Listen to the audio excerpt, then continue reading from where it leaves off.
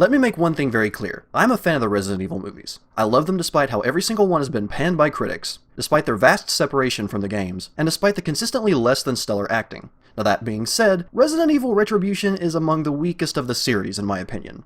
Other than a flimsy script, something we have all come to expect from the series, and the usual obvious 3D tricks, Retribution has several factors working against it. 1. The constant slow motion. This has been a staple of the series' action scenes since the very beginning, and is pretty awesome to see at several points throughout the movie. However, there are so many action scenes that the slow motion seems to take up at least half of the movie. While shootouts and high-tension battles can, and do, take advantage of this effectively, had scenes with Alice and others running away from zombies in corridors been normal speed, the movie would have been easily 10 minutes shorter.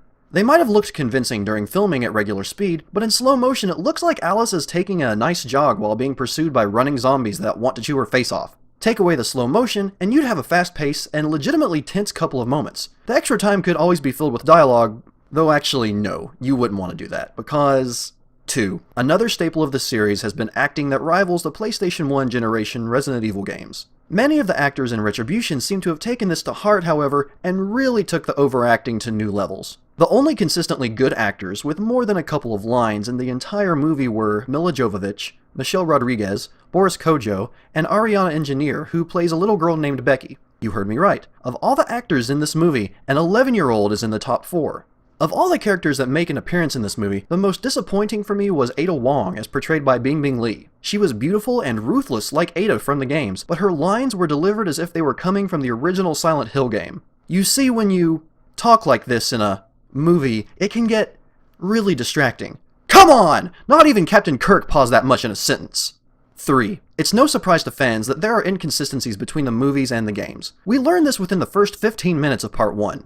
Throughout Retribution, however, we see more and more influences from the games, both old and new. There is absolutely nothing wrong with this, and should actually work as a means of connecting fans of the games to the movies even more than before. It should, but this is where major inconsistencies come in. Creature names are switched, zombie mutations are misleading, creature size and behavior is completely wrong, especially one in particular, and why do zombies stop moving without getting shot in the head? Some of these are issues with previous entries as well, and I would usually explain them away as creative license in the movies being separate from the games. It all seems exaggerated in Retribution, however, and if specific creatures are going to be borrowed, then there needs to be some consistency to avoid alienating the hardcore game fans.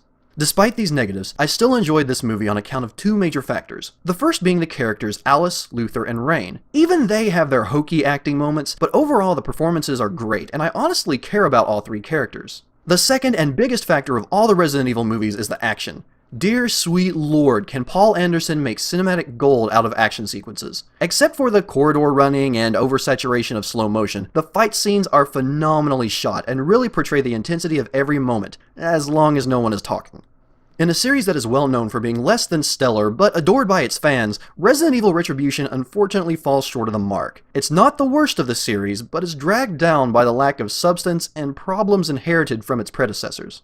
For anyone not already a fan of the series, I can't recommend this movie. Either you haven't seen the others and would have no idea who anyone is despite the helpful little summary at the movie's opening, or you've seen and hated at least one of the others and know you'll hate it anyway. For fellow fans, Retribution is definitely worth seeing, but don't expect to be blown away by anything, except maybe the action. And Milla Jovovich.